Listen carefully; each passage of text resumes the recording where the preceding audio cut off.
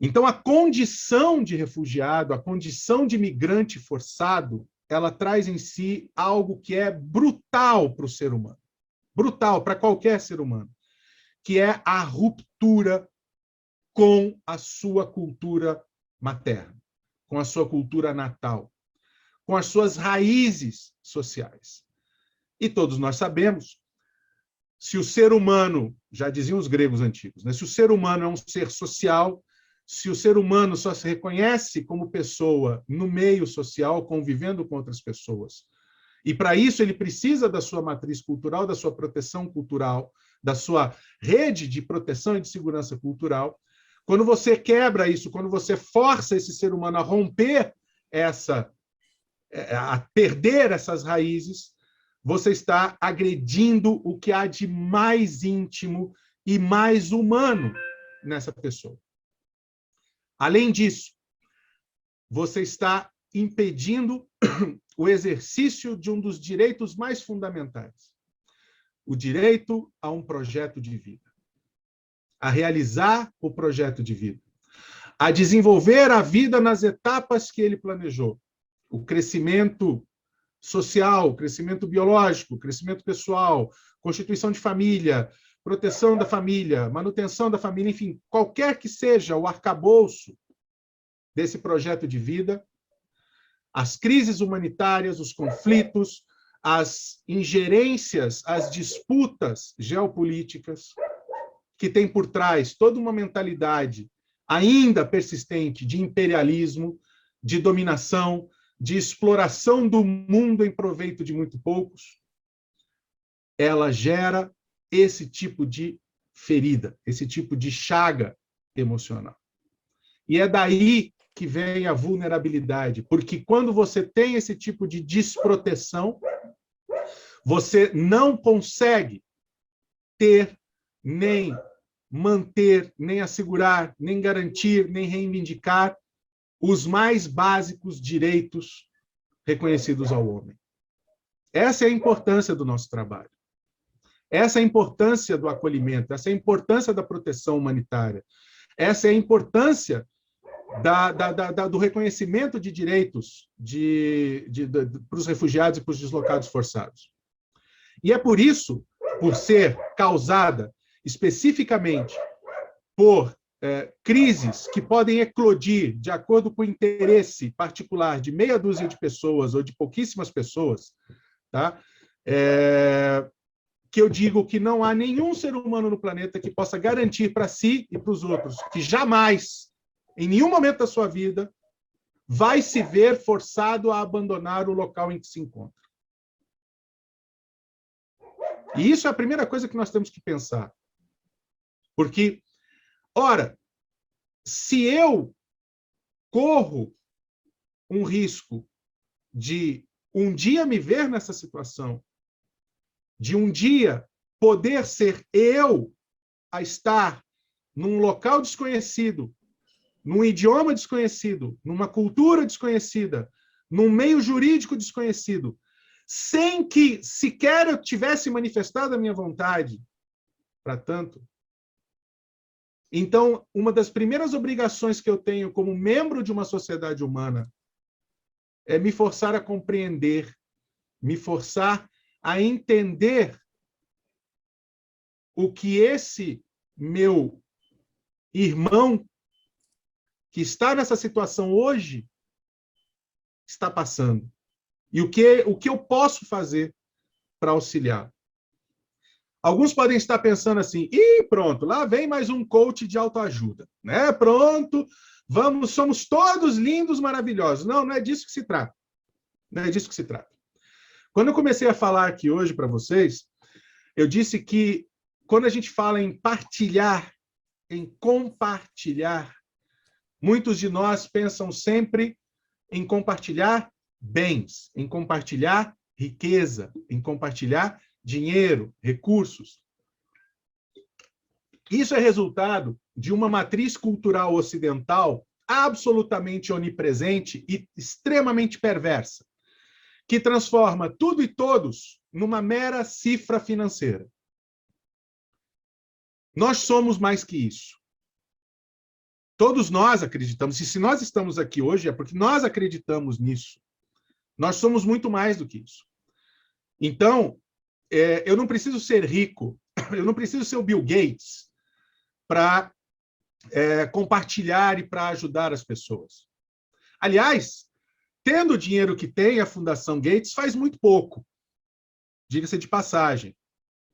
Tá? Tendo explorado o planeta como já explorou, através da Microsoft e de outras empresas, o Bill Gates faz muito pouco. Tá? Assim como fazem muitíssimo pouco os 6 seres humanos do planeta, os 6 homens mais ricos do planeta, cuja fortuna somada, a fortuna de 6 homens, 6 seres humanos, e aí não estou falando sobre genericamente, não, é uma consideração também misógina, são 6 homens mesmo.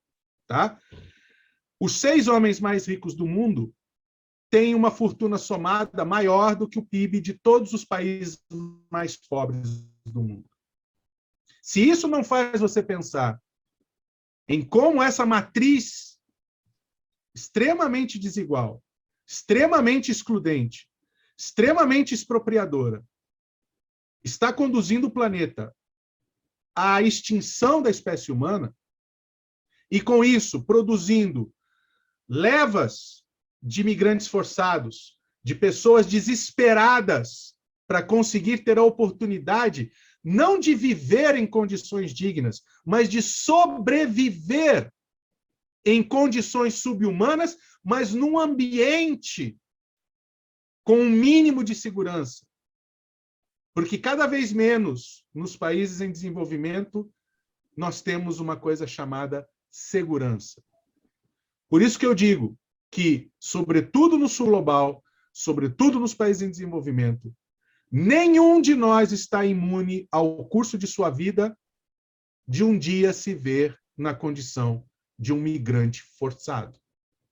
Vocês, com certeza, têm conhecidos que, seja nos anos 80, para aqueles que são jovens há mais tempo, como eu, seja para aqueles dos anos 70, que também são jovens há mais tempo, como eu, seja para os dos anos 90, seja para aqueles que recentemente tiveram essa atitude, mas você conhece alguém, ou conhece alguém que simplesmente falou: eu não aguento mais o Brasil.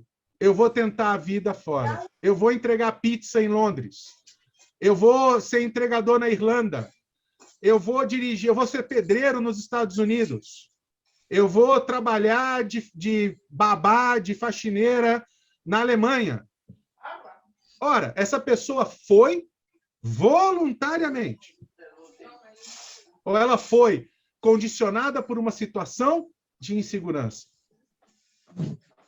por uma situação de falta de perspectiva, de possibilidade de ver interrompido o seu projeto de vida. E vejam, ninguém sai daqui do Brasil. A meia dúzia de ricos que concentram 75% do PIB, esses já saíram, estão morando lá em Miami, naquele bairro extremamente cafona que só reúne os brasileiros supostamente ricos. Porque eu não os chamo de elite. Né? Elite é outra coisa. Esse povo só tem dinheiro. Eles são só endinheirados. Então, não é a elite brasileira. Não, elite brasileira não. Os endinheirados brasileiros, esse povo cafona, esse povo que vira as costas para o seu próprio país, esse povo que só quer saber de lucrar, esse povo que acha que só é lá fora que é legal. Tá? Elite brasileira é outra coisa. Elite brasileira é Cartola, elite brasileira é Jorge Amado, elite brasileira é João Guimarães Rosa, e por aí vai. Né? Celso Furtado, Candeia, né? Dona Ivone Lara, e por aí vai. Né? Essa é a elite brasileira. Né? João Cândido, que liderou a revolta da Chibata, e por aí vai.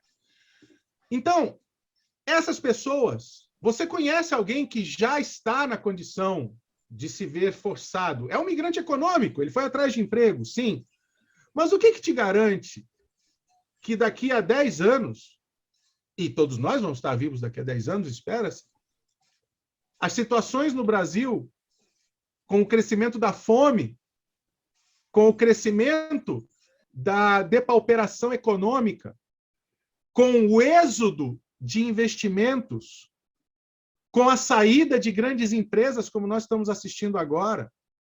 Quem nos garante que o que nós assistimos, por exemplo, nos países africanos, nos anos 90, nos anos 80, não poderá ocorrer com os países sul-americanos? Com essa mudança de deslocamento de investimentos financeiros.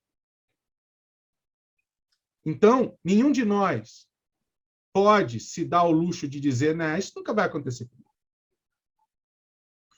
E o refugiado, o deslocado forçado, mas sobretudo o refugiado, pela definição clássica, ele é aquele que se viu forçado a sair do local onde se encontra, ou não deseja voltar para o seu local de origem, por fundado temor de perseguição. Seja essa perseguição por conta de conflitos armados, pertencimento étnico, segregação racial, orientação sexual, preconceito religioso, orientação política, das mais variadas formas.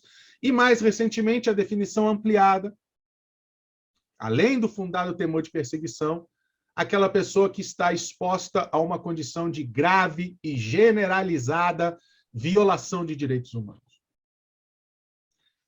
Edward Said, num dos escritos dele, um livro chamado Sobre o Exílio, ele fala que a sensação, o sentimento do exílio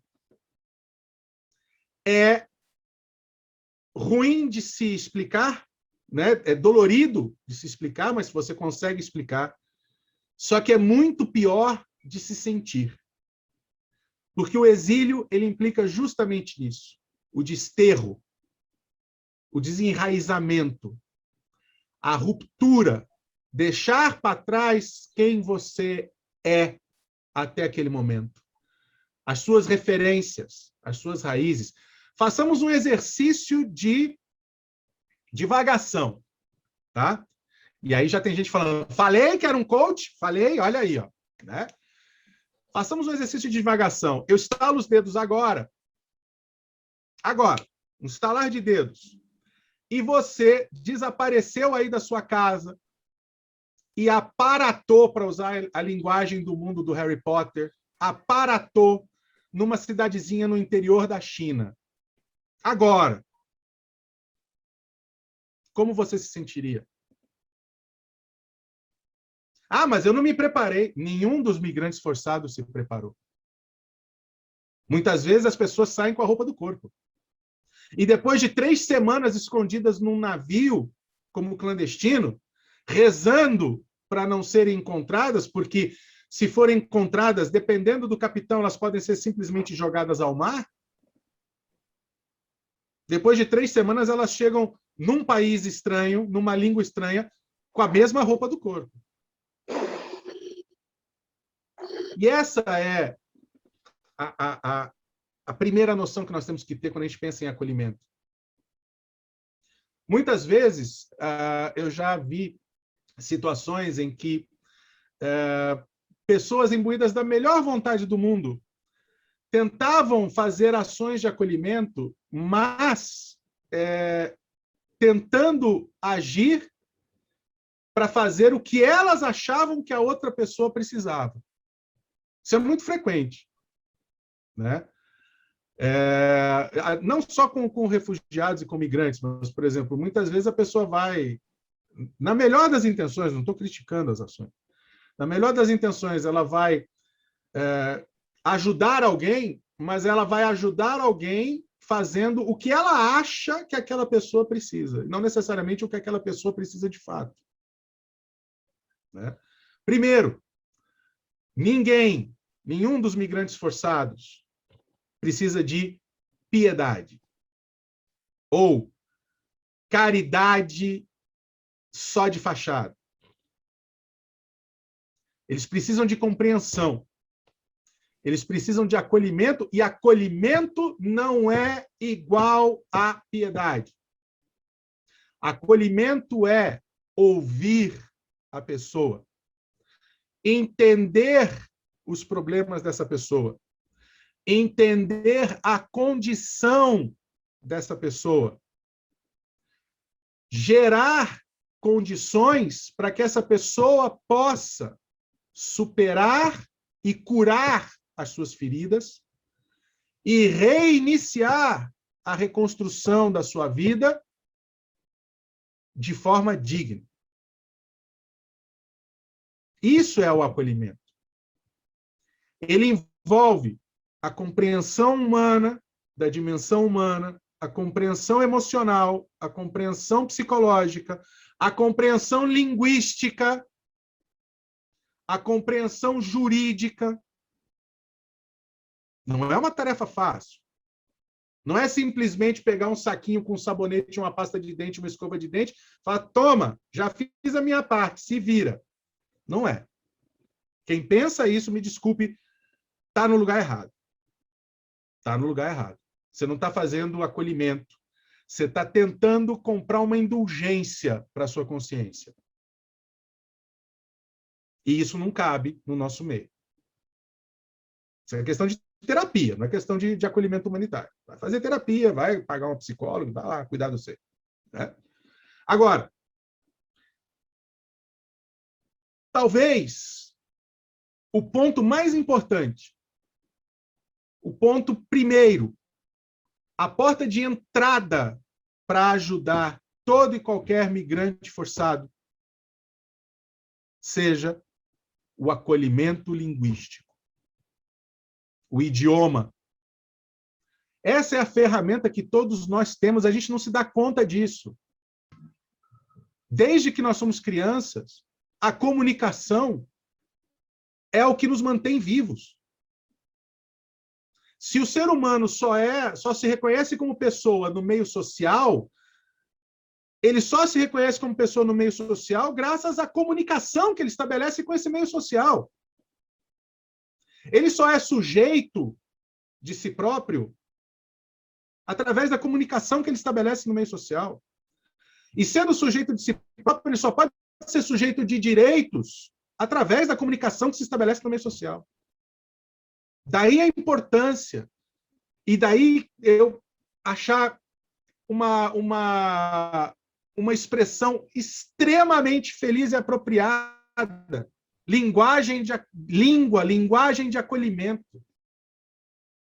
Porque é disso que se trata. É o primeiro acolhimento que se pode dar. É o primeiro acolhimento que esse imigrante forçado precisa. Ele precisa começar a saber se expressar, entender o que estão falando com ele, saber se apropriar das informações do local onde ele se encontra.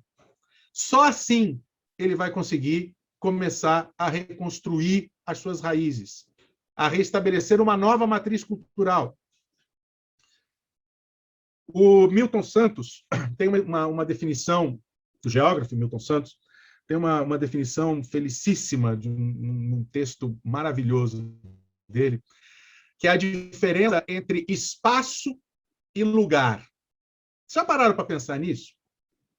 Por exemplo, né, quando a gente é adolescente, ou quando a gente é adolescente há mais tempo, que nem eu, por exemplo, né, você fala, o meu lugar no mundo. Geralmente é um local que você gostou de viajar, de passear, etc. Né? Ou o afeto que você transferiu para determinado lugar, o valor que você transferiu. Por exemplo, o meu lugar no mundo é a casa da minha avó, por exemplo. Né? Ou meu lugar no mundo, e aí, claro, né? Ninguém vai escolher, né, o seu lugar no mundo, por exemplo, sem nenhum preconceito, claro, é uma brincadeira, ninguém vai falar, meu lugar no mundo é Itaquera, aqui na zona leste de São Paulo, né, na periferia de São Paulo. Não, meu lugar do mundo é Paris, meu lugar do mundo é Roma. Tá, tudo bem. Mas você sabe o que significa a diferença entre lugar? Porque é um espaço. A casa da sua avó é um espaço. Paris é um espaço. Roma é um espaço. O que torna um espaço lugar? É a construção das referências e dos afetos, das referências culturais e dos afetos que você desenvolve naquele espaço. É isso que converte um espaço em lugar. Por isso que, por exemplo, muitas vezes, dado ao nosso sistema educacional absolutamente antiquado do século XIX, ainda vigente, muitas vezes, e com raras e gratas exceções, muitas vezes a escola, a universidade, não é um lugar, é só um espaço que você vai lá, frequenta materialmente, instrumentalmente, mas não tem afeto. Você não se reconhece naquele lugar. Muitas vezes, sobretudo nas sociedades capitalistas ocidentais mais estragadas pelo capitalismo, o local de trabalho é simplesmente um espaço, não é um lugar. Principalmente porque, na maioria das vezes, em muitas vezes, é uma região de sofrimento, de assédio, de violação de direitos e por aí vai. Tá? O deslocado forçado ele foi arrancado do seu lugar, sem a sua vontade, sem planejar para onde ia, sem saber para onde ia, sem saber o que ia acontecer com ele. Muitas vezes exposto aos maiores perigos e aos maiores riscos em todo o percurso do ciclo migratório, em todo o trajeto do deslocamento e também no local de chegada. Ele chega num espaço. Todo migrante forçado, todo migrante chega num espaço. Ainda não é lugar. Para se tornar lugar, e lugar também é o espaço que acolhe, onde a pessoa se sente em segurança, né? É preciso que a gente faça com que essa pessoa, esse indivíduo, esse ser humano, tenha condições de desenvolver os afetos, de desenvolver as suas raízes e, com isso, voltar a germinar, voltar a crescer. É isso que se entende por inserção social do refugiado na sociedade. Por isso é tão importante, no nosso caso, ensinar o português não só como um idioma instrumental, que ele vai usar para trabalhar, que ele vai usar para ir no mercado, mas como um idioma de acolhimento. É através desse acolhimento linguístico que ele vai voltar a se desenvolver e a se reconhecer como pessoa. Ele vai conseguir se curar. Não há o deslocado forçado que não precise de cura, no sentido mais amplo dessa palavra e no sentido mais nobre dessa palavra. E aí, nós temos uma gama enorme de possibilidades. Daí a importância desse projeto, daí a importância desse grupo, daí a importância de se juntar esses esforços. Porque é um trabalho coletivo, mas de formiguinha, que só funciona o coletivo com cada um fazendo a sua parte. E aí, vejam. Mas muitas vezes me perguntam isso, né? Estudantes, pessoas que assistem palestras minhas. Mas o que eu posso fazer? Eu quero ajudar. Ótimo. Primeiro, entenda o que é. Conheça. Conheça o tema. Conheça o que está por trás. Conheça o que gera. O mundo bate recorde de ondas de refugiados armados. O que está por trás da fome? Não se iludam. Quase metade da população mundial passa fome e quase 1,3 bilhão de pessoas não têm acesso a nenhum tipo de alimento diariamente, 800 milhões de pessoas não têm acesso à água. Não é porque falta comida, mas é porque elas não têm dinheiro para comprar.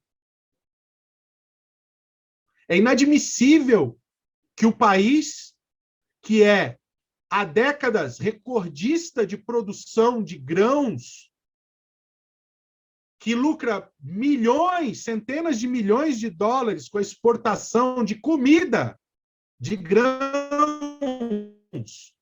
que na maioria das vezes vão para o exterior alimentar gado. É inadmissível que um país desses tenha voltado para o mapa da fome da Organização das Nações Unidas para a Alimentação e Agricultura. É inadmissível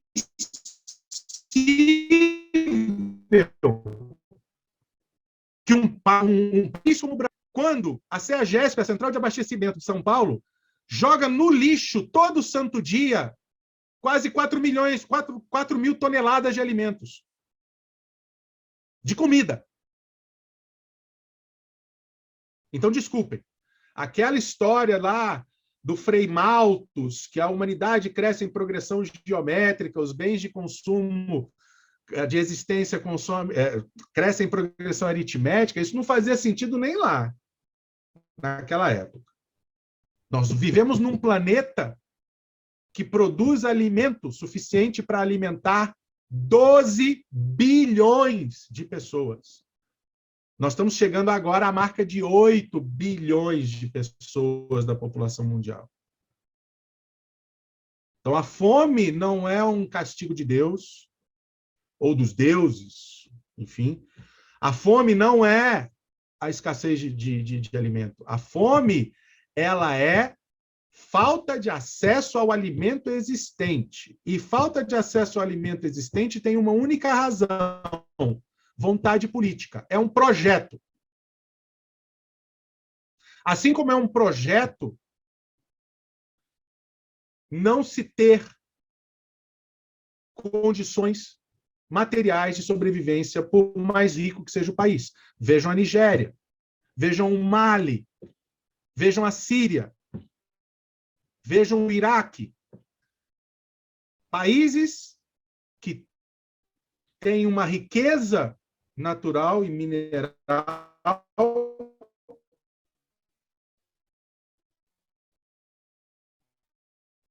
muito grande.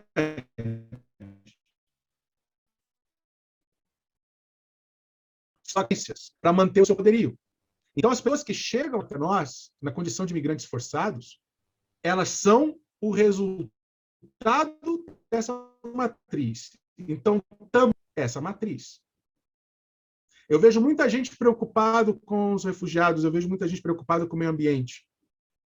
Eu vejo muita gente que fala assim, não, mas eu separo o meu lixo. Ah, eu mudei meu banho, agora tomo banho de 1 minuto e meio cronometrado. Legal, bacana. Só que me desculpa a sinceridade. Isso não, nem arranha o sistema. Enquanto você toma banho de 1 minuto, enquanto você acaba com o seu orçamento, separando o seu lixo, comprando coisas orgânicas, etc., um único produtor do agronegócio gasta mais água do que a maioria das cidades médias brasileiras.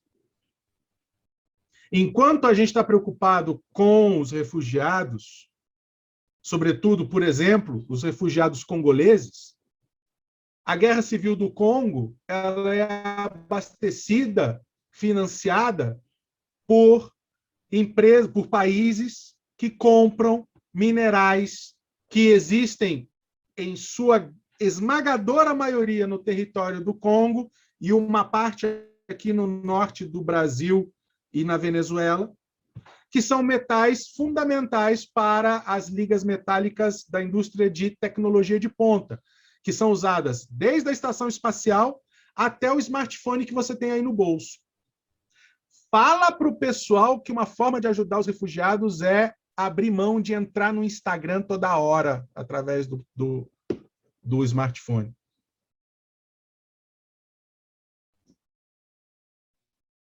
Agora eu já estou entrando numa questão um pouco mais complexa, que é também combater a matriz cultural perversa que produz os deslocamentos forçados, que influi diretamente nos deslocamentos forçados. Tá? Mas voltando para o nosso ponto aqui, o que nós fazemos para ajudar?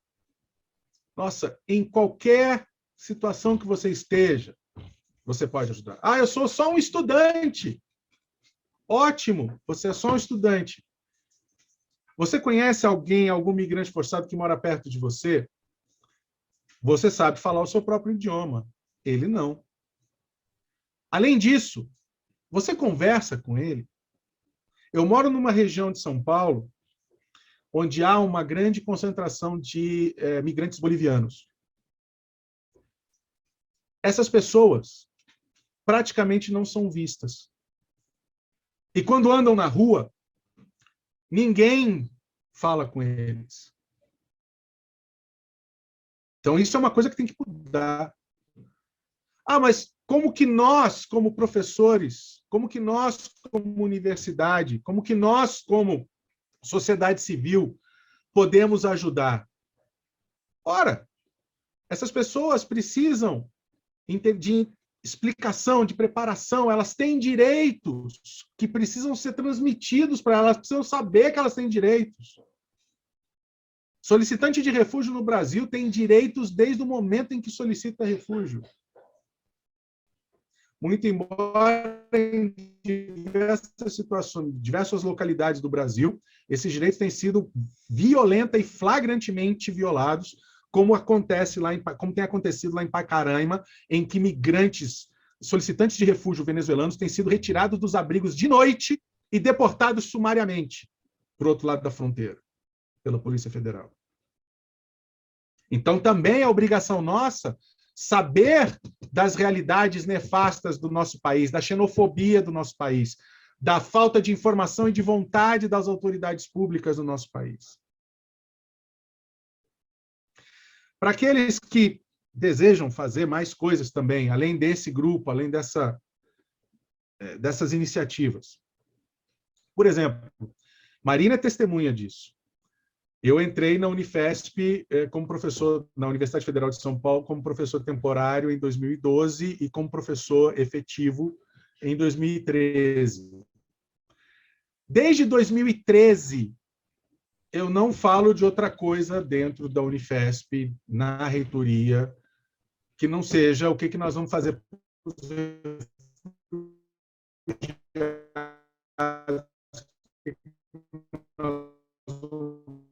fazer os refugiados, que nós vamos fazer com os refugiados. Então, eles começaram a discutir as coisas. Né? O Acnur tem um projeto que envolve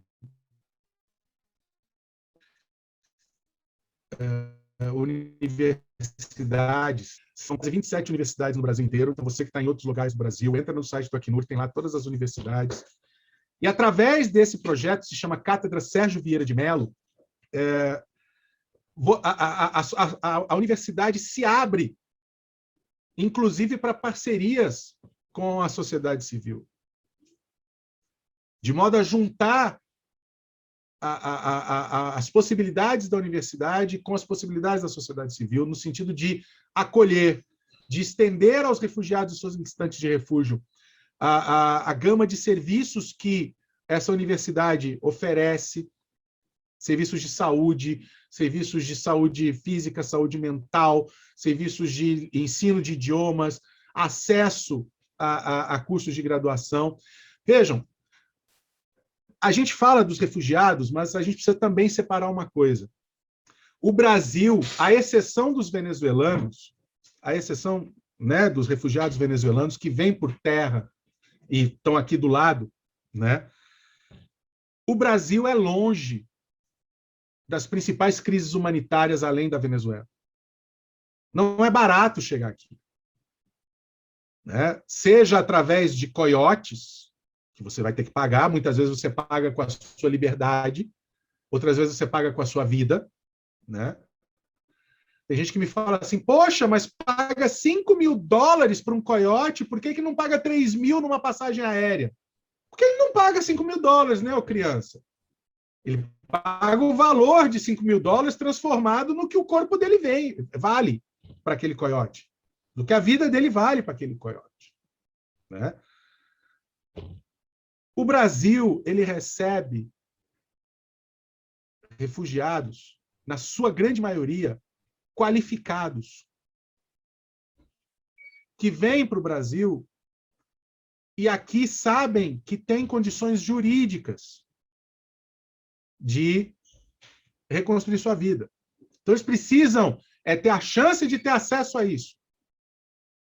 Só que, por exemplo, um dos maiores gargalos existentes hoje, juridicamente, no acolhimento de refugiados, é justamente o baixíssimo número de revalidação de diplomas de graduação e de pós-graduação estrangeiros para refugiados. Muito embora haja uma resolução do Conselho Nacional de Educação, muito embora haja uma resolução do MEC, muito embora haja uma plataforma do MEC para isso, que é a plataforma Carolina Bore, mas essas pessoas não têm acesso.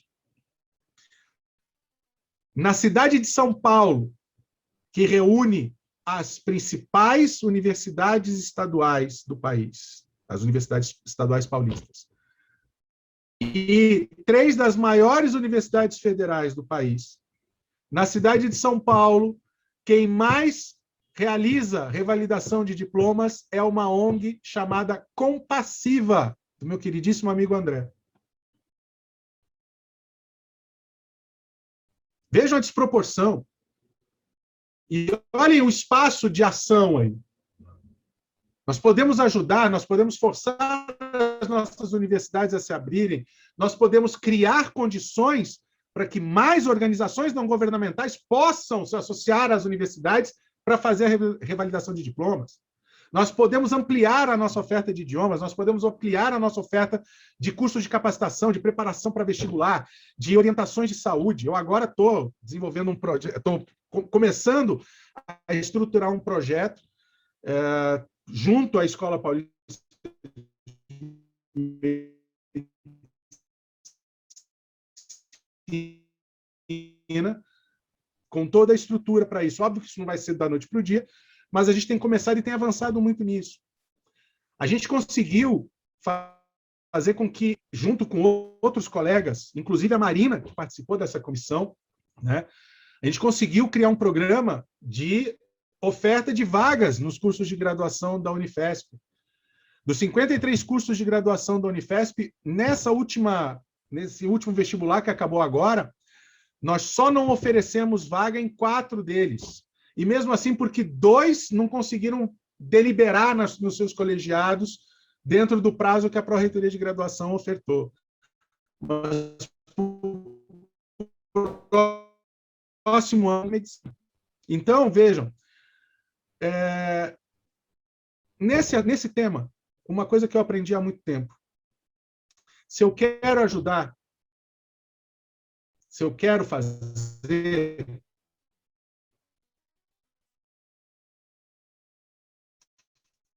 eu vou atrás e busco considerados chatos. Vocês vão ser considerados chatos, sim. Tem gente na reitoria que não aguenta mais ver. Aparece o primeiro careca na frente, eles já saem correndo, pensando que sou eu. É assim que nós conseguimos encontrar as pessoas que são nossos companheiros de luta. Porque a gente, às vezes, pensa que está sozinho. Porque ninguém em volta do nosso círculo proximal pensa da forma como a gente pensa, se tem as preocupações que a gente tem as angústias que a gente tem quando vê uma situação dessa dos refugiados, por exemplo. Quando vê o conflito na Síria, por exemplo. Quando vê as crianças chorando. Quando vê as crianças indígenas no Aral com fome, lá em Pacaraima. Né? Só que a hora que a gente resolve E atrás, a gente vê que tem muita gente em volta disso. A gente só está desconectado. E a gente precisa se conectar. Não tenham medo das críticas. Críticas vão vir muito. Vocês vão ser chamados de chatos, vocês vão ser chamados de idealistas, vocês vão ser chamados de um monte de coisa que não vem ao caso eu dizer agora, como eu já fui chamado várias vezes. Mas não é por nós que nós estamos fazendo. É por eles. É para que eles tenham as mesmas chances que nós tivemos, que nós queremos ter. Para encerrar, esses dias eu estava terminando de escrever um texto e eu me deparei com uma referência e fui atrás, né, um artigo, e fui atrás dessa referência, e eu descobri uma informação que, para mim, pelo menos, foi saborosíssima. Né? O Freud, Sigmund Freud, pai da psicanálise, para quem não sabe, o Freud foi refugiado. Com a invasão da Áustria pelos nazistas, o Freud teve que fugir, né? E viveu muito tempo em Londres. No início, ele achou ótimo, porque ele adorava Londres. Né? Só que com o tempo, e aí ele montou consultório em Londres, ele já era o Freud. Né? Só que aí, no final da vida, ele se correspondia muito com o irmão dele, que ele morava em Londres, mas o irmão morava, se eu não me engano, em Liverpool ou em Manchester, né? E com um outro amigo dele, né, também. E numa carta, isso foi descoberto por acaso por essa pesquisadora, mas eu achei isso extremamente saboroso e eu quis trazer hoje pelo nosso tema, para vocês verem a importância, né, de se ensinar o idioma, mas com um idioma de acolhimento. Né? O Freud, numa das cartas, ele fala que no início ele não sentia falta de nada. Depois de um tempo morando em Londres,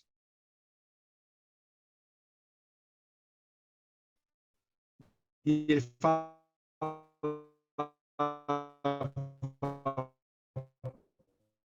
em inglês, os locais em Viena, que ele tinha deixado. Mas que naquele momento que ele estava escrevendo aquela carta, ele tinha certeza que a única coisa que fazia falta mesmo para ele era falar no idioma dele. Era falar em austríaco, que não é necessariamente igual ao alemão. Né? Então, vejam, o impacto que o idioma, quando transmitido como acolhimento, pode ter. O idioma instrumental, aquele que é usado só para ser usado em determinadas finalidades, the book is on the table, ele não acolhe. Como nenhuma ferramenta acolhe. Uma chave de fenda não acolhe. Um computador não acolhe.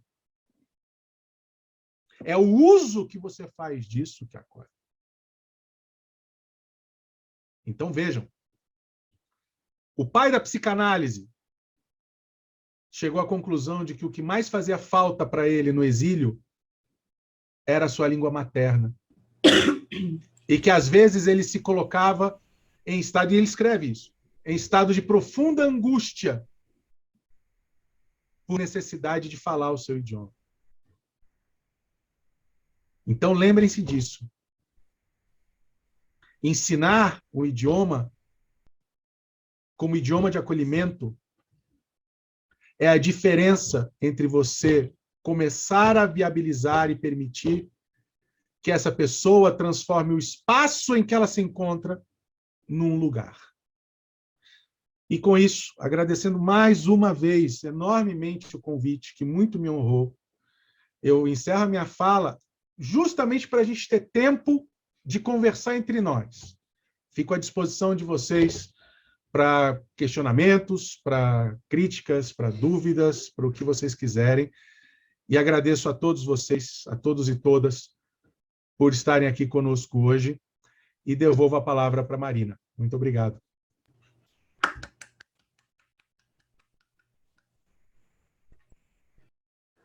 É sempre uma emoção muito, muito, muito grande te escutar, Amorim. E eu falo que eu escutaria mais 500 aulas suas, porque é exatamente isso. O tema é o mesmo e a gente sempre tem coisas novas para aprender.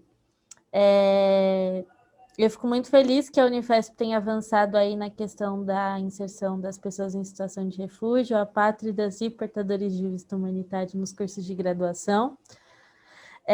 O Educação Sem Fronteiras ele surge com esse propósito também, né? Porque a gente sabe que não é uma questão de mérito, mas de oportunidade. Então a gente quer aproveitar todas essas vagas que são disponibilizadas e apoiar.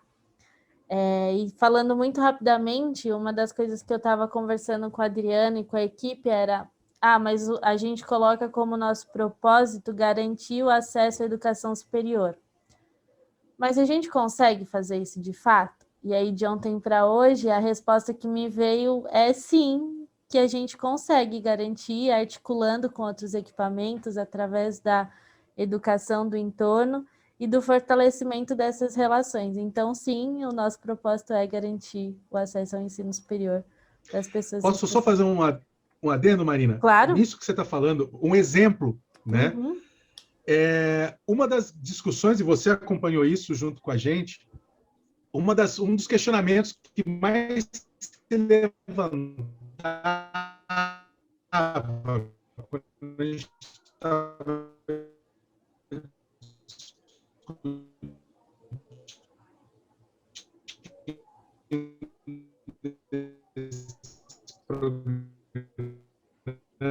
de abertura, aquelas mentalidades, acompanhar as aulas, né? Às vezes ele não tem base, como é que ele vai fazer? Eu falo, olha, primeiro, né? A função do professor é exatamente essa, porque dar aula para o Einstein, desculpa, o Einstein não precisa, o aluno Einstein, ele não precisa de você, professor, né? O aluno que corre atrás, o aluno que tem iniciativa, o aluno que pega as coisas fácil, que tem cognição, que consegue adaptar a cognição dele àquela metodologia, esse cara não precisa de professor. Ele precisa de você para tirar uma outra dúvida, olha lá, né? Mas, para além disso, eu falava, olha, eu tenho certeza que a comunidade, que os alunos vão acolher essas pessoas. Dito e feito. Dito e feito.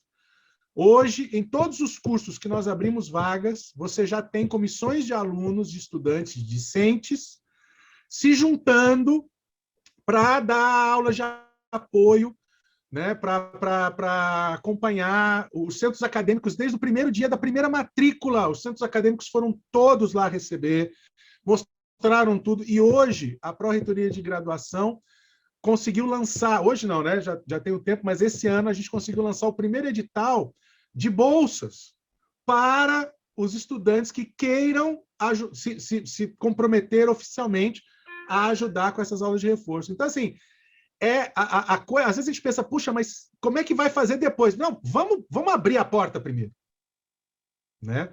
Porque nós estamos falando de seres humanos. Essas pessoas, elas também vão se virar. É o que você falou, é oportunidade, né?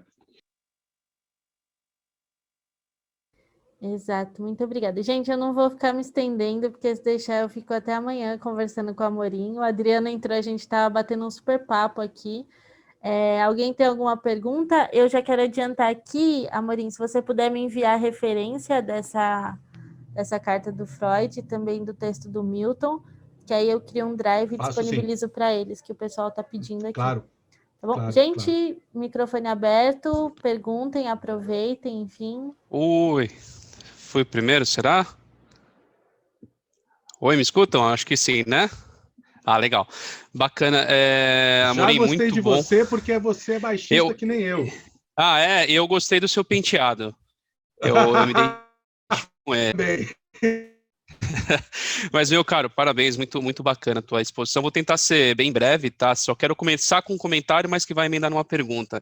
Quando você falou sobre todos esses desafios dos refugiados, me lembrou até uma questão que eu já vi, que é sobre a xenofobia. A xenofobia muitas vezes motivada, verdade ou não, pela questão o refugiado imigrante vai roubar os empregos, né? E eu vi uma fala que é muito interessante, que fala assim, cara, se o cara chega no seu país sem saber sua língua, sem ter seus contatos, sem ter sua cultura, e ainda leva seu emprego, o problema não é ele. O problema é você, né? Se o problema é você, é uma fala minha, tá? Fica subentendido, mas eu coloquei aqui. E isso é um comentário para endereçar na minha pergunta. Recentemente, a gente viu até empresas com processos seletivos com cotas. Isso já existe para refugiado? Você já viu algum caso de alguma empresa com processo seletivo específico? Ou há uma movimentação de entidades, sejam ligadas a instituições de ensino ou mais independentes ainda, mais não governamentais, endossando isso? Como que está essa questão? Legal sua pergunta, Paulo. Obrigado pela pergunta. Sim, você já tem algumas empresas, sim, se mobilizando.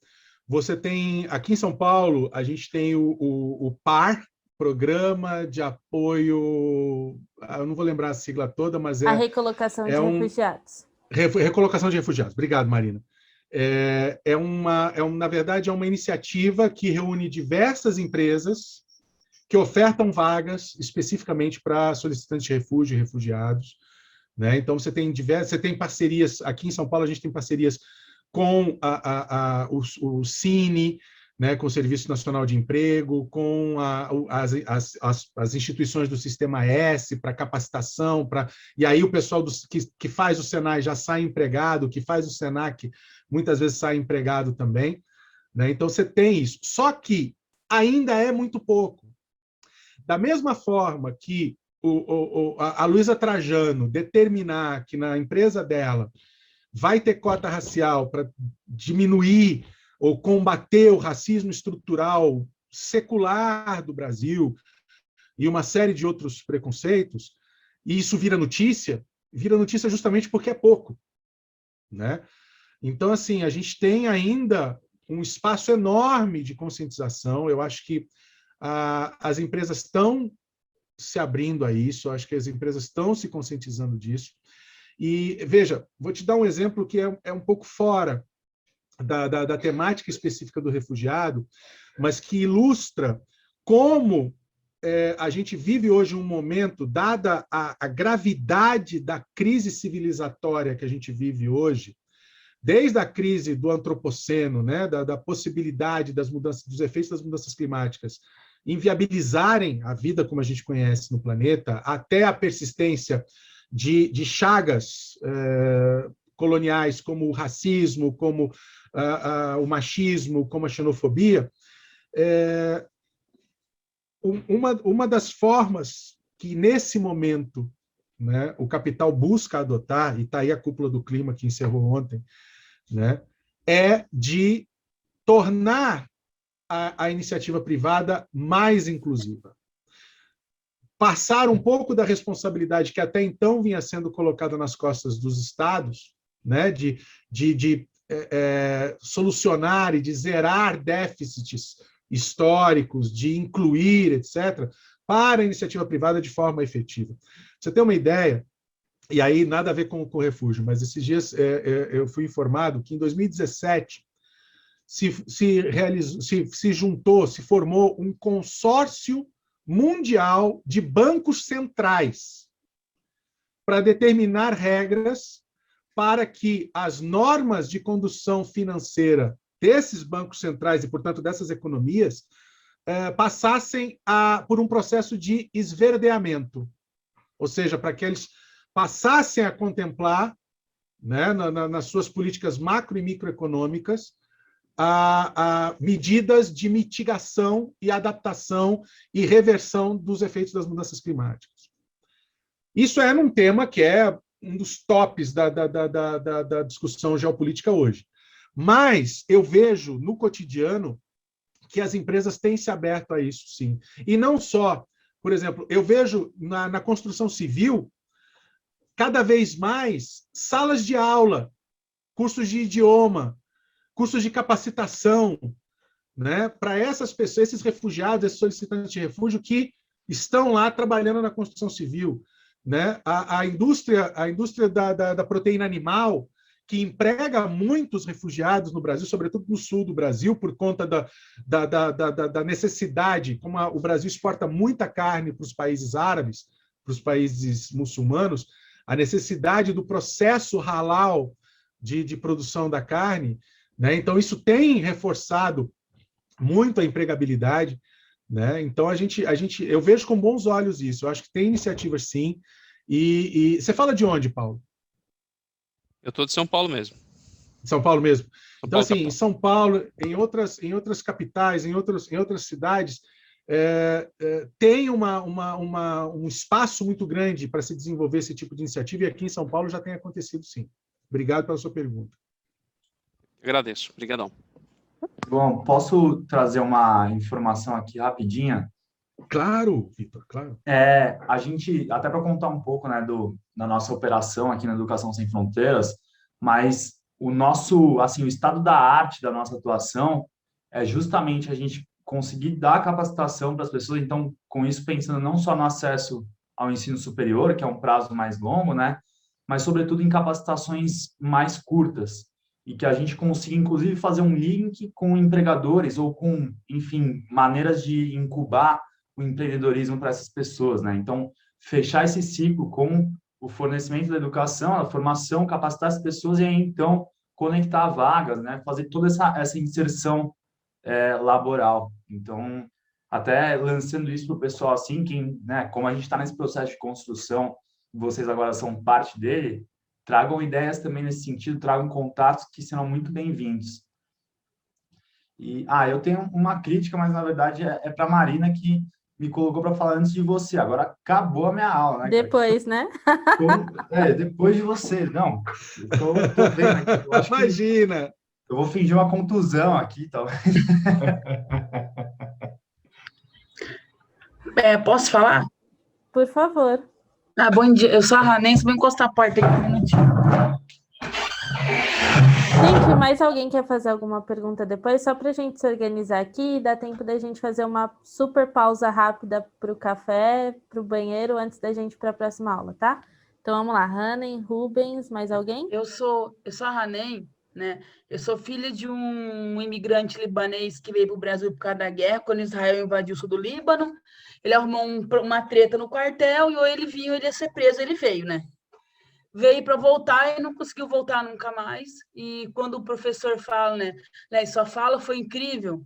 A vida inteira ele procurou falar em árabe, porque sempre foi a língua dele. Sim, o português não era a língua dele. Ele morreu trocando o P pelo B, porque não era a língua dele. Não era, né? E assim, eu moro em Joinville, né, uma cidade orgulhosamente racista, porque é racista de verdade, assim, eles têm orgulho disso, né? Eles vão no Bolsonaro, eles são racistas, eles odeiam preto, eles odeiam todo mundo aqui, odeiam nordestino também. Tem aqueles botecos com aquela sala lá do fundo também, né? Eles odeiam, assim, eles têm, aqui é uma cidade que a gente não tem problema de ser assim. Eu não sou daqui, eu moro aqui por uma questão de trabalho. Eu também vim para cá por causa de trabalho. Eu estou aqui, né? Então, assim, tudo que o professor falou, me reconhece porque eu também estou aqui. Né? O meu lugar de coração é Florianópolis, porque eu morava lá, uma cidade muito mais multicultural do que aqui, né? E é para onde eu pretendo voltar um dia. Mas, assim, eu sou professora do Estado, eu trabalho no magistério, e eu tive contato com a questão dos refugiados, porque na escola que eu trabalho, tinha uma professora, a Sandra, que fez um projeto, que virou questão de mestrado dela sobre os haitianos, e a gente acabou orientando alguns estágios, né, de anos iniciais, no projeto dela. E a gente escutava muitas meninas assim, professora, eu vim da escola, a professora de inglês falou para aquela haitiana que o lugar dela não era aqui, para ela ir embora. Aí escutava coisas sobre isso, era porque era preto, não era, assim, era porque era preto, tá? E desde 2011, né, o Joinville está tendo eu sou professora de história também, então uma leva muito importante. Joinville é uma cidade que vive de fluxos migratórios, né? Os haitianos chegam como um fluxo migratório em 2011 por uma demanda humanitária, eles são refugiados, né? E por uma questão de mão de obra. Joinville é uma cidade que paga muito mal. Então, eles acabam indo para os piores postos de trabalho possíveis. Eles vão para o forno da fundição. Tem uma lenda aqui, tem um mito aqui na cidade, que os negros aguentam mais o calor do forno do que os brancos. Tem essas... Tudo aqui, desculpa, Larissa, mas Joinville é isso mesmo, tá? Que é uma cidade complicada. E eu discuto, inclusive, a questão racial nos estágios, tudo isso aí, porque eu entendo a migração como um direito humano. E, assim, na verdade, o que eu queria falar é que, assim, eu já tive algumas experiências, né, com educação para imigrantes. A primeira foi num sindicato, porque se eu trabalhava num sindicato, e lá a gente conseguiu, depois de muita briga, socorro mesmo, de muita briga, fazer 2 turmas para trabalhadores imigrantes. Tinha dirigente que não cumprimentava eles, que se negava a falar com preto, né? Que não ia dar. Aí, assim, nesse processo, eu acabei participando como professora militante, né? Porque a gente não é voluntário, a gente milita pela vida dos outros, né? O voluntário é alguém que se limpa, né? Ele vai lá resolver a sua consciência. Num programa de mulheres que era um curso de língua portuguesa para mulheres brasileiras e mulheres haitianas, né? Que a ideia era trabalhar a língua portuguesa, a história do Haiti, a história de Joinville e mostrar pontos de convergência, né? Mostrar que todo mundo era migrante, que todas eram mulheres, todas tinham a mesma condição ferrada. Não é porque uma era daqui, a outra era de fora, não. As mulheres são minorias em qualquer parte do mundo. Nossa condição de precariedade é a mesma.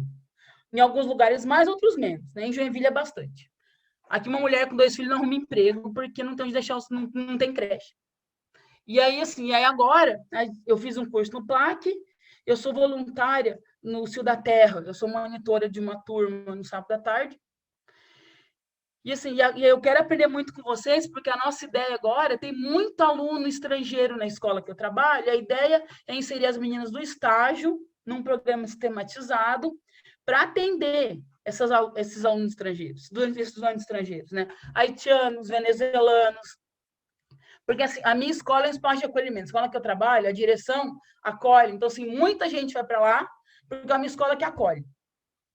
Então, assim, o meu objetivo nesse curso é aprender com vocês para poder continuar sendo monitor do Cio da Terra e para poder multiplicar isso na minha escola, né? É estimular que as estudantes queiram trabalhar o português como língua de acolhimento, vão fazer uma oficina com elas, preparar o estágio, que a ideia é começar em maio, com esses estudantes, e mostrar, gente, assim, que a migração ela é um direito humano.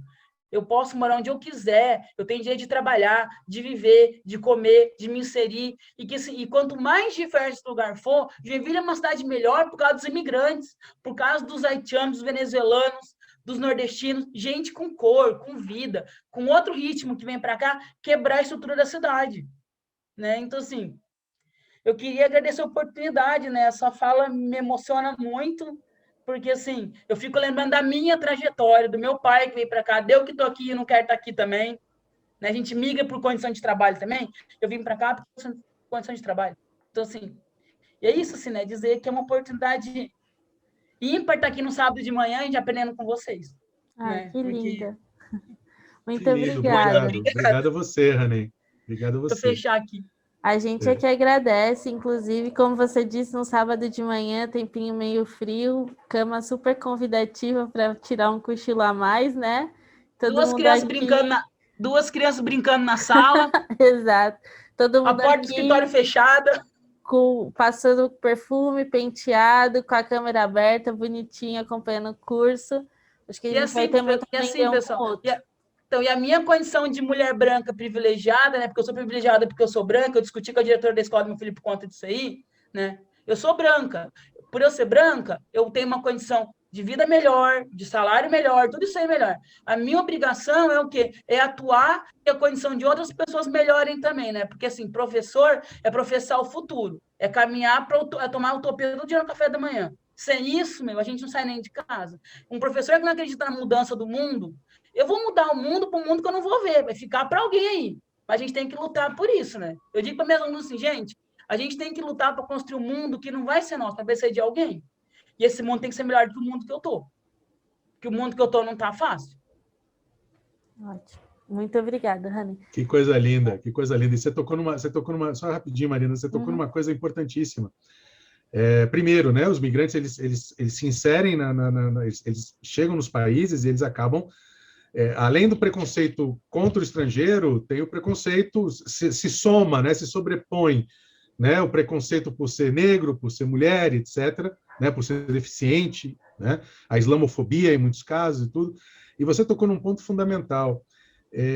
Eu acho que nós, que de certa forma, estamos dentro da estrutura privilegiada, né? Ou preenchemos os requisitos da estrutura privilegiada, a gente tem que funcionar também como cavalo de Troia para destruir a estrutura privilegiada.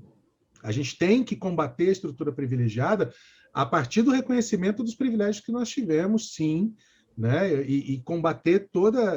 Eu, enquanto homem branco, heterossexual, eu tenho obrigação de lutar para destruir o patriarcado, para destruir a mentalidade heteronormativa, para destruir a mentalidade racista, justamente porque é assim que eu vou conseguir somar minha força à força dos movimentos negros, dos movimentos LGBT, dos movimentos de mulheres, dos movimentos de estrangeiros.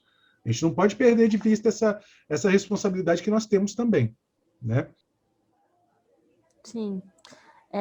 Muito obrigada. Rubens, você queria falar, depois a Lilian, e aí a gente faz uma pausa. Pode ser, pessoal? Bom, obrigado pela oportunidade de estar aqui de manhã, né? Eu fiquei sabendo dessa proposta, assim, meio rapidinho, acho que na quarta ou na quinta-feira, por um WhatsApp meio fora de contexto que eu recebi, eu achei interessante, falei, vou entrar nesse negócio aí, embora o sábado de manhã, para mim, como diz você, Marina, para sair da cama, né? A gente rala a semana toda, então sábado de manhã tem que ter muita força na batuta, né? Mas a gente conseguiu e estamos aqui. E, João, eu queria te agradecer pela oportunidade, porque eu acho que essa abertura já apontou para mim que a gente vai ter muita coisa durante esses sábados. Você já me deu gás para acordar os demais sábados para estar aqui, né? E eu queria dizer para vocês que eu tenho muita história para contar, mas eu pesquiso a questão dos migrantes já há alguns anos, né? Eu sou do bairro Bom Retiro, em São Paulo. Estou lá no meio da comunidade dos bolivianos, faço parte da comunidade dos bolivianos. E aí, em 2012, eu resolvi pesquisar a situação dos bolivianos. E aí eu fui para o mestrado, fiz um mestrado envolvendo os migrantes bolivianos. Assim, descobri um montão de coisa deles, fiquei chocado, fiquei revoltado e, né, aí a gente começa, acho que o João entende isso, né? A gente começa a passar por todos esses sentimentos malucos, a gente passa, né?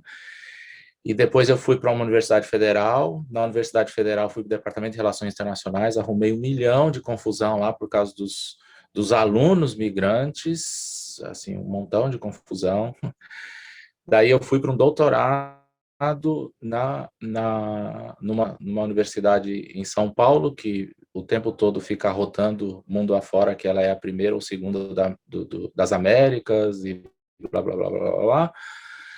E eu fui fazer um doutorado para pesquisar, bom, se a gente é a rota que nós somos os caras, em termos de universidade nas Américas, então vamos ver como é que a gente trata o aluno que não é brasileiro nato. E eu arrumei uma orientadora fora da casinha também, que falou, não, pode pesquisar a universidade. E é lógico, não preciso alongar muito a conversa, né, João? A gente sabe que eu descobri um montão de coisa, e aí a minha tese começou, tira isso, tira aquilo, tira isso, tira aquilo, e de repente na minha tese tinha uma pessoa na minha banca que estava lá para me dar porrada, porque eu estava falando mal de um espaço que eles consideravam lugar. Gostei muito dessa sacada do Milton Santos que você trouxe para a gente, né? E terminei uma tese de doutorado mais chocado ainda com a condição do aluno migrante, né? E aí a gente já está falando de um aluno que também é privilegiado, porque para entrar naquela universidade como migrante, ele já é privilegiado em relação aos demais migrantes, né? De certa forma. E aí eu confesso que eu me afastei um bocado, porque eu falei, eu não dou conta, não tenho cabeça para isso, porque eu me via muito sozinho, né? Não consegui participar de redes, né?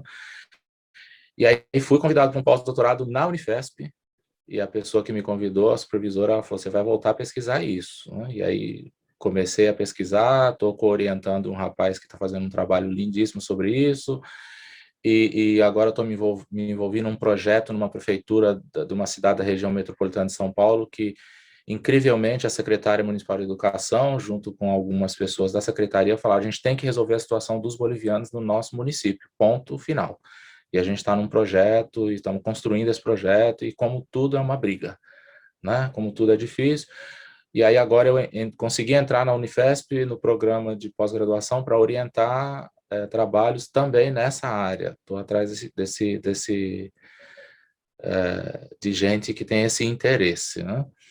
Então, assim, o que eu escutei hoje de você aqui, eu fiz um monte de anotação nas minhas fichinhas, eu ainda sou do tempo das fichinhas, né? Fiz um monte de anotação nas minhas fichinhas aqui, reavivou o meu interesse e digo, não, vou ter que continuar mexendo com esses meninos, com esses migrantes. Eu sou linguista, então tem muitos termos que para mim já me causam um monte de arrepio, né? Termos usados, mesmo que a gente use em língua portuguesa normalmente, para mim me causa um monte de arrepio. Eu discuto alguns deles na minha tese, estou escrevendo um texto sobre isso. Então, eu acho que a exclusão começa pelos termos que nós usamos, começa pelo nosso uso da língua. E quando você falou muito sobre a língua de acolhimento, é uma coisa que me interessou. Eu tenho escrito bastante sobre o uso da língua, e é uma coisa que me interessa porque eu percebi que quando eu fui mexer com os migrantes bolivianos, a primeira coisa que eu fiz foi aprender o espanhol muito bem. Eu não vou falar um portunhol, não vou me dar por satisfeito em falar portunhol, porque portunhol não chega no coração deles. A gente é extremamente arrogante quando acha que se eu falar qualquer palavra em espanhol eu consigo fazer eles entenderem. Isso é mentira, isso a gente não faz. E eu tenho, assim, várias experiências durante a minha pesquisa de mestrado, durante a minha pesquisa de doutorado, depois no pós-doutorado, que quando eu estou junto com eles, num grupo de brasileiros, mas quando eu falo 3 palavras na língua deles, a conversa toma outro rumo.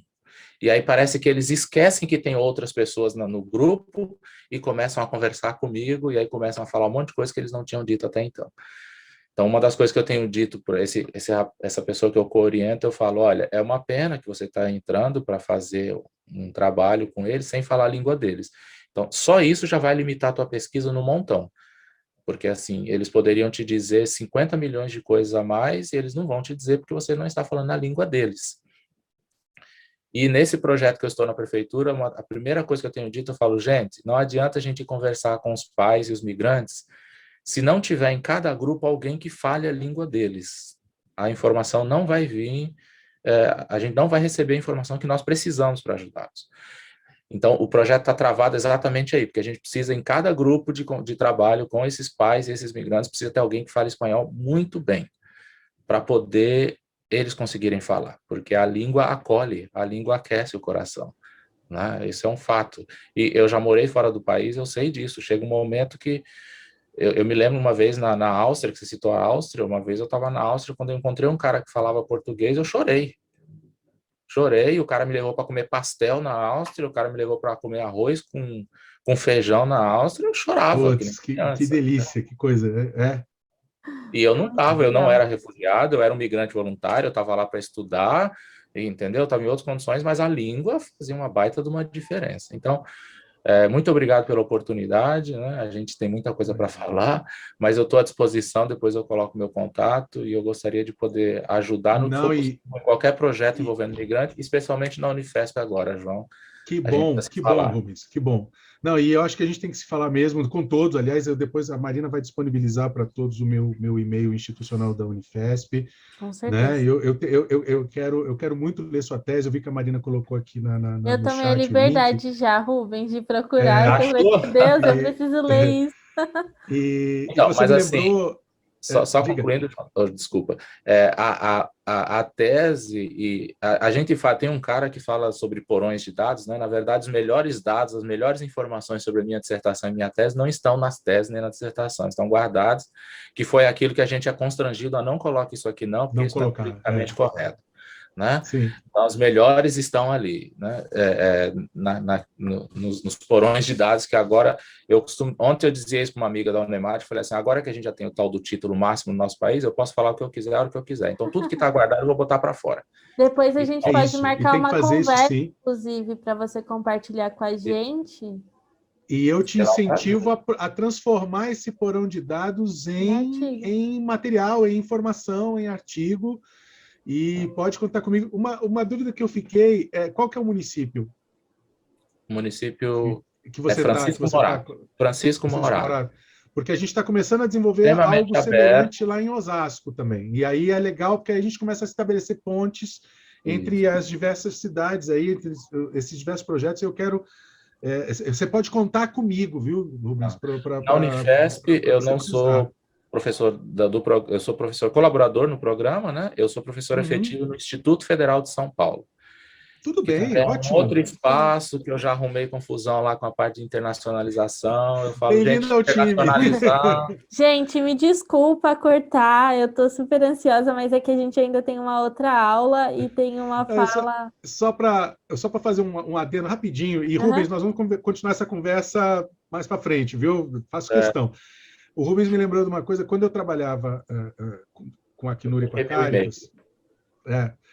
quando eu trabalhava com a Acnur e com a Caritas, eu sentia essa mesma necessidade que ele sentiu com os bolivianos, só que eu sentia com os congoleses. Então, o que eu fiz? Eu comecei conversei com uma refugiada, que já era refugiada congolesa há muito tempo, e que estava sempre lá, conversando, uma pessoa fantástica, professora de francês.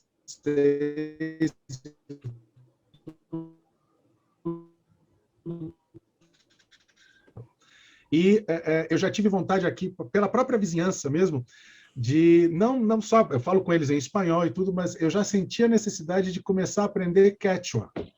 Eu acho que aí você vai atingir mais gente ainda. Porque é uma outra questão, que é outro preconceito pós-colonial, que é justamente essa coisa, o idioma. Não, o idioma é tanto o espanhol, que é o idioma do colonizador, que quem foi para a escola, quem teve instrução formal, teve, e tem o Quechua, que é o idioma nativo mesmo, é a linguagem nativa deles, assim como no Congo você tem o Kikongo, Lingala, Swahili, ou seja, são todos idiomas, né? A gente fica nessa coisa.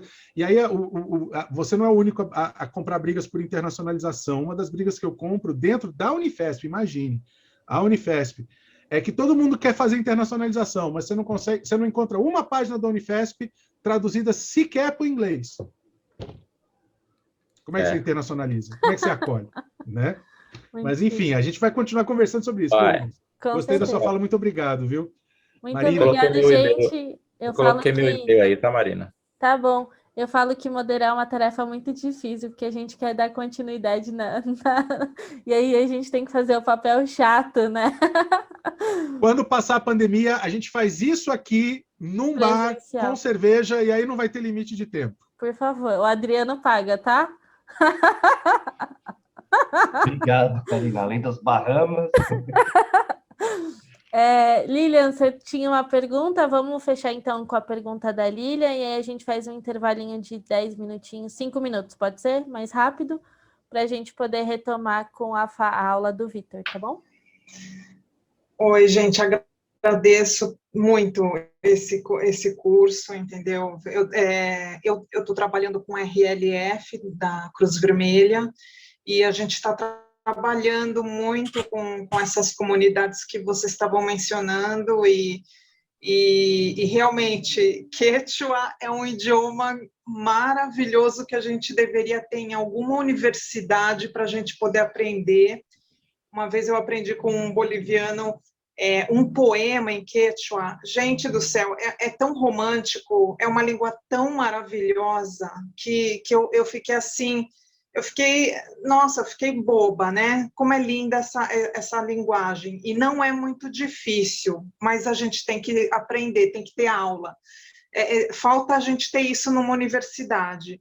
Agora, eu ia falar assim, a gente faz trabalho, né, nessas comunidades, no CRAI, não sei se vocês conhecem, né? O CRAI, o Caritas, as Irmãs Escalabrianas, a gente vai em todas essas, né, comunidades e centros, né, de imigrantes, né, fazer o trabalho de estabelecimento de laços familiares, e é uma experiência maravilhosa, e quando você chega com a língua deles, eles se sentem recebidos de uma forma mais humanizada, né? É uma humanização completamente diferente, né, de você receber. Agora, por exemplo, a nossa experiência, né, como o nosso colega falou antes, Quando a gente viaja para fora, a gente não é recebido dessa forma. Imagina, a gente é recebido como um imigrante qualquer, né? Eu mesma tive várias experiências de ser maltratada como imigrante, às vezes até falando a língua deles, mas porque eu tenho sotaque, né? Tipo, infelizmente, isso acontece, mas eu ainda acredito que aqui no Brasil, eu acho que a gente está a um passo à frente em termos de humanização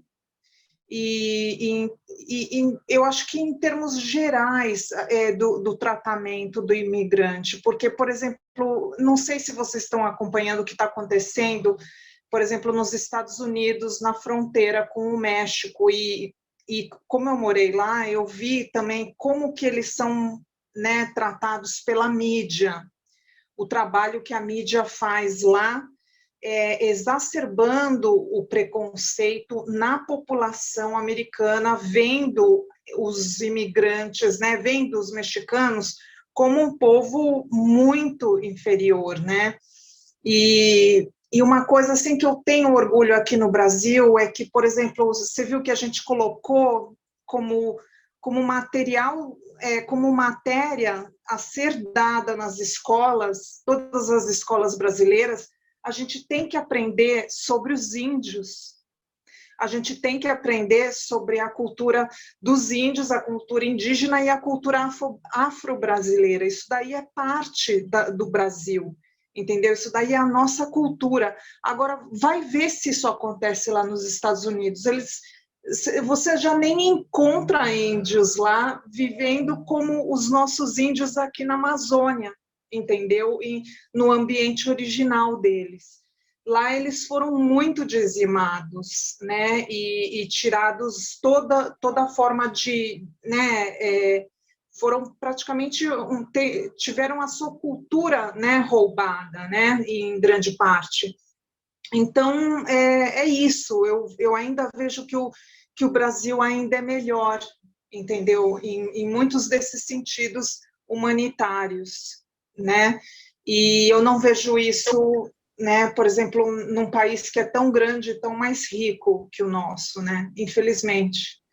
Mas era essa observação que eu ia colocar e que eu sinto que quando eu vejo, né, as notícias, né, da fronteira com o México, que eles estão recebendo imigrantes que não é só do México, mas é de Nicarágua, de El Salvador, né, dos países da América Central, e o tratamento que eles recebem é muito triste, não tem, é muito desumano, na verdade.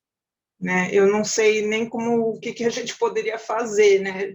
Sendo que a gente tem muito trabalho a fazer aqui, que o trabalho está aumentando e a imigração está crescendo exponencialmente. Mas é isso, gente. Obrigada pela oportunidade. Eu gostaria só de contar uma história. O João me lembrou. Meu nome é Cristiane. A gente trabalha numa escola. Isso, rapidinho. A sua vai ser a última fala, porque a gente realmente precisa fazer a pausa, tá bom? Ok. A gente trabalha numa escola onde a maioria dos alunos é migrante. E uma vez uma aluna boliviana estava vendo o horário e ela não tinha entendido o que significava sexta-feira. Eu falei, sexta-feira, eu expliquei, né? Segunda, terça, bom, tentei explicar, ela entendeu, aí eu falei, como é que fala sexta-feira na sua língua? Eu normatizei que a língua dela fosse o espanhol. Ela falou, em espanhol ou em quechua? A gente normatiza, né, que são bolivianos, venezuelanos, que eles só falam espanhol. Aí eu tomei um susto, né, me senti a pessoa mais ridícula e ignorante do mundo. Eu falei, pode ser em quechua, né? Então, o João me fez me lembrar isso, né? De como a gente normatiza também a questão linguística do migrante, né?